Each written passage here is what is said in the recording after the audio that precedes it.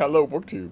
A friend is in Boston for a visit, so of course we met at the Brattle Bookshop first thing this morning.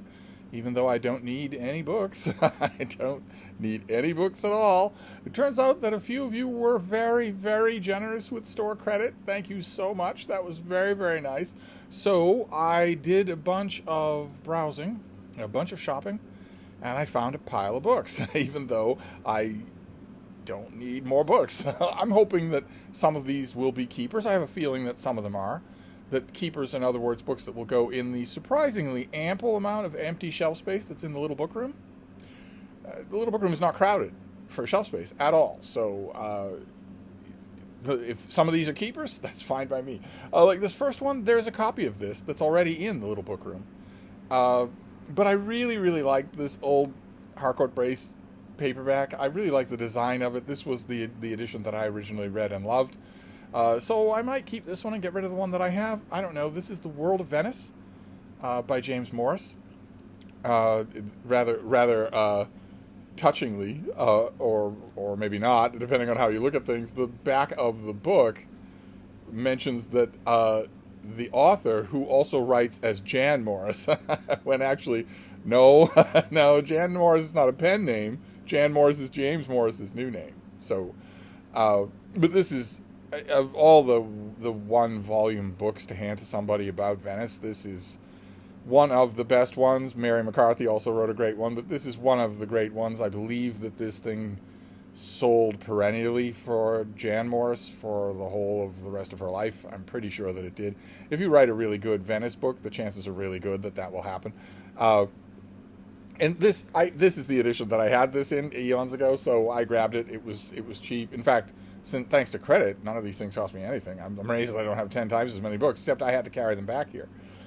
Then this next one, this is a Penguin. I grabbed this because I didn't want to regret things down the line, which is how the Brattle works. If you see something that would naturally occur as part of a set of somethings, but the rest of the set isn't there, you should definitely get it, under the assumption that the rest of the set will show up. If in a year it doesn't, well, I can sell this back to the Brattle. This is Nancy Mitford, and this is her book Don't Tell Alfred, in a Penguin trade paperback, an orange spine Penguin trade paperback. She was returning to characters that were absolutely beloved by the British reading public in Pursuit of Love and Love in a Cold Climate. After a long period of time, she came back to those characters in this book. And fans of those first two books, I am one of the fans of those first two books, loved more adventures of these characters. I don't know that it wasn't a hit. As a book, it wasn't a hit. And the thing about Love in a Cold Climate, and especially Pursuit of Love, is that they were hits. Oh my God, they were gigantic hits. And Nancy Mitford was impressionable, and maybe, I think she thought the lukewarm reception of this book by people who didn't love the first two or didn't know the first two was a verdict on her writing career or something like that, as I don't think she wrote a novel after this. I love it. I think it's great. Full of humor, full of carefully buried but very sharp social observations. I think what I'd really like, of course, would be a Penguin Classic Deluxe paperback with French flaps and deckled edges of all three books together. I'd really like that. Absolutely, I would. I'm not going to get it. I doubt that I'm going to get it. Nancy Mitford, like so many other mid-century women, the output just seems to be largely forgotten. I mean, is Olivia Manning in print at the moment? Is all of Muriel Spark in print at the moment? Is all of Iris Murdoch in print at the moment? So I don't know what to make about that. We trip over ourselves to rediscover Henry Green every 10 years, but these authors, all of whom are his better by a factor of 5 or 6, we allow them to lapse. But what I want here, the reason that I got this, even though it's technically third in the series, you can read these by themselves. You don't need to read them in a series. But the reason I got it is because I'm hoping that the first two will show up in exactly this format. I'll be happy to read this in the meantime, all by itself. Then I got a couple of World War II books. There were extremely plentiful World War II books out in the sale lot today. I spent almost all my time out in the sale lot. So I indulged myself. I got 2 World War II paperbacks, 2 books that I really like, 2 books that I am in fact blurbed on.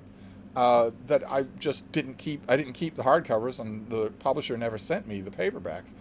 So the first one is, these are both recent, relatively recent. The Walter Bornemann, The Admirals, where he looks at Nimitz and Halsey and Admiral King, and of course, Admiral Leahy. It's really good. It's multiple biographies, yes, but it's also a larger stories. I really enjoyed it. And this other one I love. I think it's fantastic. This author is great, and I'm blurbed on this one as well. The author is Michael Burleigh, who wrote a great 1-volume biography of the Third Reich. Really, really good. And this is his book, Moral Combat, Good and Evil in World War II. And somebody wrote that this was a genuinely important book. I wonder if that'll be on here. I don't remember who wrote that. I don't think it was me, but okay, I called it important, but somebody else did too. Somebody else called it. I don't remember who it was, but this is incredibly thought-provoking. So happy to have the trade paperback. No idea what happened to my original copies of it. Then another mid-century author, mid-century female author, who wrote a lot. I was stunned to find this book out in the sale lot. I've had it before, but this is not my copy, and I got rid of my copy. I think I sent it to somebody, but I think I got it before I had this channel. But this author wrote everything, won all sorts of awards, and is now completely forgotten, completely out of print. Evelyn Anthony was her pen name, and this is her historical novel on Anne Boleyn. Very interesting that this uses Hans Holbein's pencil sketch of Hans Holbein, in addition to all the famous full-color paintings that we know him for. He did a ton of pencil sketches of people's heads all through the Tudor monarchy, all through the Tudor court. And romanticists don't tend to like this picture, even though it says that it's Queen Anne Boleyn. People don't like to use this picture because the woman in the picture is not all that attractive. And this fits with what sketchy information we might have that's contemporary, that Anne Boleyn might have cast a spell over Henry VIII, but it was for that weird combination of personal elements rather than statuesque beauty. I think that's very interesting. This is probably the only book of this author that I would actually want to own. I guess I'm a big, big fan of Tudor fiction, but I was glad to have it, glad to grab it. This is from 1940. This is in rough shape, but I will put a jacket over it to try and preserve it. This is by the great author Sean O'Phelan, and this is his book, An Irish Journey, which is not fiction. He wrote, if you can find his collection of short stories, you really should get it. He is great. But this is an illustrated, let me get you, there are paintings all throughout here. This is an illustrated guide to Ireland, where he just tours around Ireland a bit. There you go, there's a map. He tours around Ireland a bit, and we get illustrations as well. I love these sorts of things when they're done by a really, really good author. Actually, this author did another one as well that I'd love to find. It might strike you as a little bit odd, but this was ready money, whereas your publisher who ran your short story and whatever, or if you were the publisher and you weren't going to pay yourself, but if you sold a work to some publisher, you might get money down the line, but these things were usually ready money on the barrelhead. These kinds of nonfiction things where you are briefed to write about a travel guide or a particular river or a particular highway system or byways in Belgium or something like that. That was usually ready money. So really good authors did it. And then we have a couple of American Civil War books, because there was a glut of them as well. I tried to control myself. I think I found a copy of this book for one of you. It might have been Bill Rutenberg. This is a great book, though. One of the greatest books on the Battle of Shiloh. This is by Wiley Sword. It's Shiloh Bloody April. Big, thick thing, of course, as you can tell from the size of this book, that it sprawls all over the subject. It doesn't just give you what happened during the Battle of Shiloh. And it's really, really good. I can't remember who I sent this to. I know I found an earlier copy of this at the Brattle. And the wonder of the Brattle Bookshop, my great bookstore, is that you can find a copy of this book I can find a copy of this book and know perfectly well that I will certainly see another copy of this book. I think that's probably true of everything I've shown you so far today. I love it. They're always out buying. And the other Civil War book, this I'm really looking forward to. This is by Robert Johnston, and this is Bull Run, his study of the first Battle of Bull Run, the first really major land battle of the American Civil War. And so you could argue the first really major land battle of the modern era of warfare as it was dawning. Where it was no longer, despite the American Civil War's many, many instances to the contrary, you could tell by looking at these battles that battles in the future were no longer going to be a matter of esprit de corps and hand-to-hand combat. They weren't going to be that at all. They were never going to go back to that. But what's that I hear? A Yankee ambulance trying to get through? Is that what I hear? No. Okay. I found this out in the sale lot. I think all these things are from out in the sale lot. I found this out in the sale lot, and I thought, well, that's kind of odd. Well, that's in beautiful condition. There's no way. But because this was written in I think, 1910, something like that. This is a reprint. This is a lovely hardcover reprint of that book. So I would have been happy to grab the original, but I doubt I would have ever seen it. And this is an exhaustive study of Bull Run. And what went right for the Confederacy and what went wrong for the Union. Very, very good stuff. Very beautiful prose and very argumentative. Okay, then this next one, I cannot believe I found this. I have been waiting to find this thing forever. Forever. There is an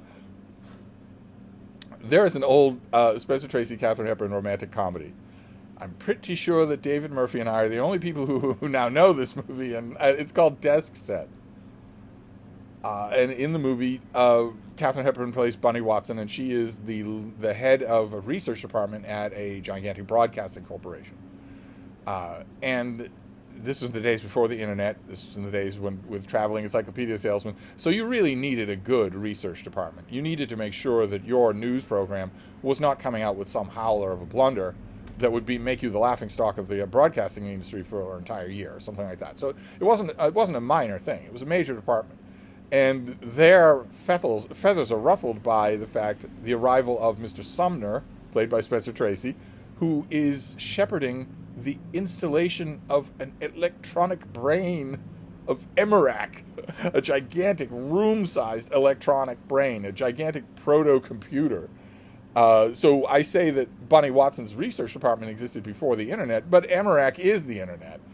Almost it is. There's no interconnected nodes of information, but Emmerich allegedly can find information much faster than any human can, and double and triple check it much faster than Bunny Watson's staff.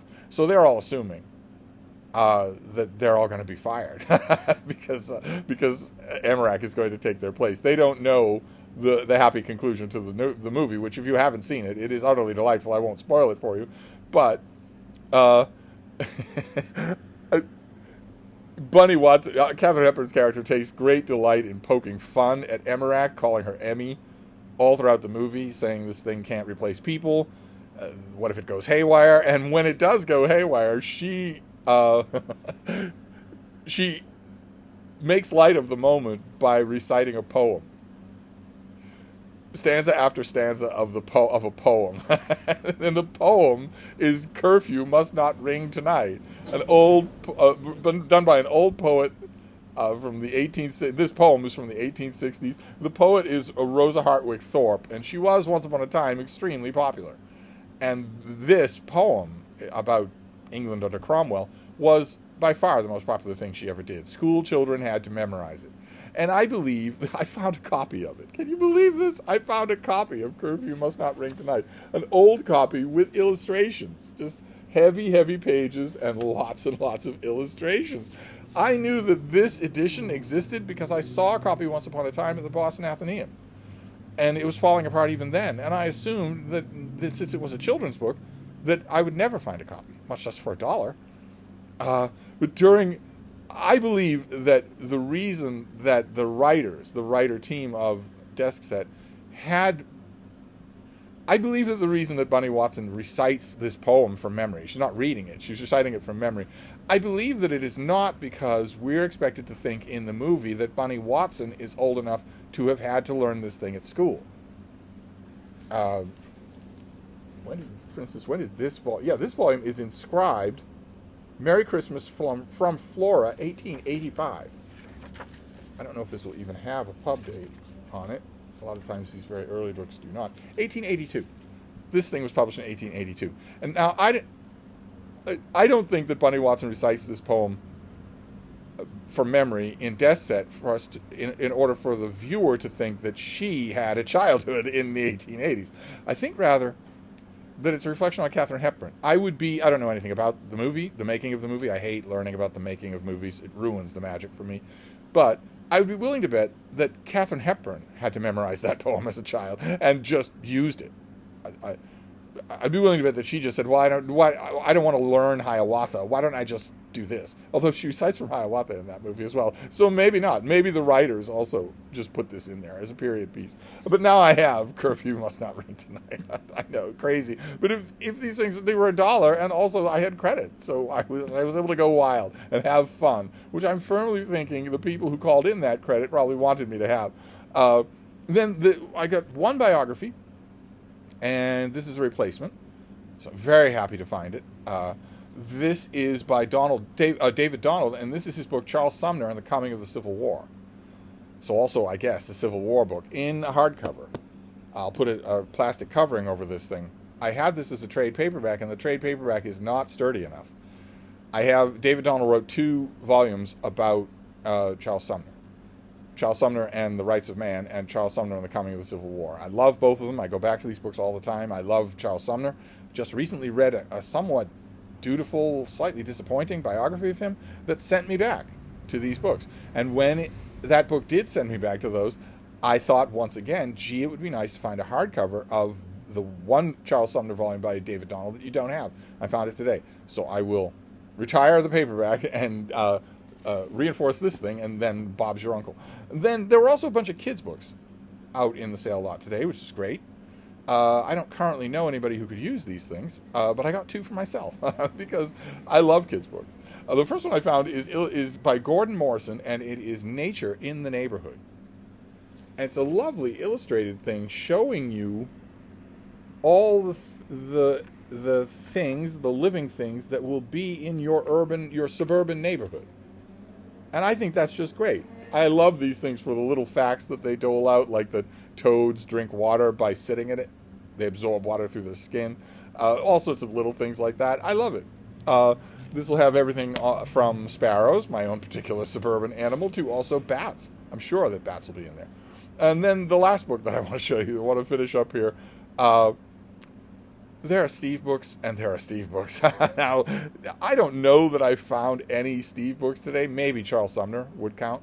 But usually what I consider a Steve book at the Brattle is something not only quintessentially down my alley, but also from 100 years ago.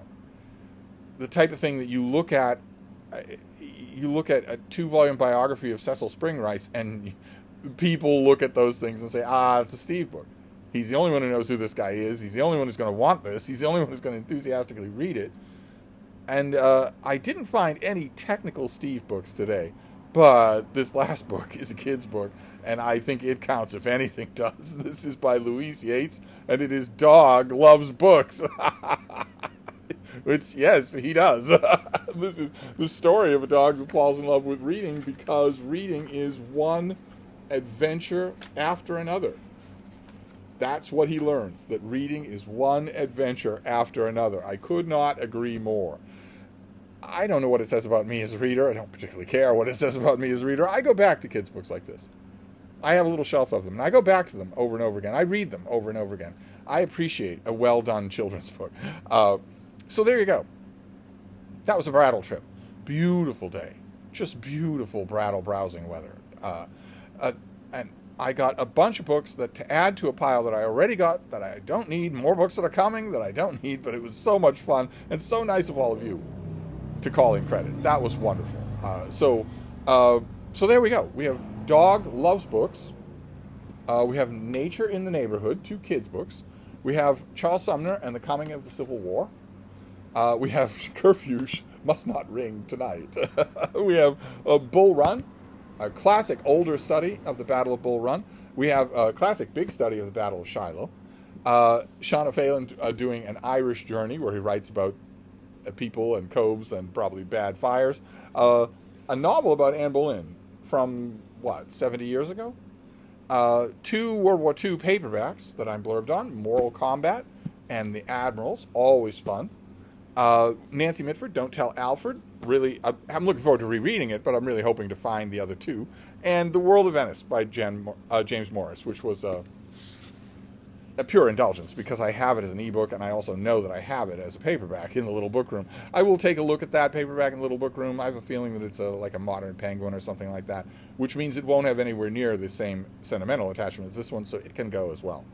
I will reinforce An Irish Journey and Anne Boleyn and also the Charles Sumner books so that I can read them. And I don't know, in this pile for the winner for reading tonight, well, I've already read Dog Gloves books. I've already read that. But I think probably the winner here is that Anne Boleyn novel. I really want to read it, see if I read it already. I think maybe I have read it already. But anyway, there you go. That's a Brattle trip for you to start off the weekend. So I'll wrap this up for now, and I'll be back. Thank you, BookTube.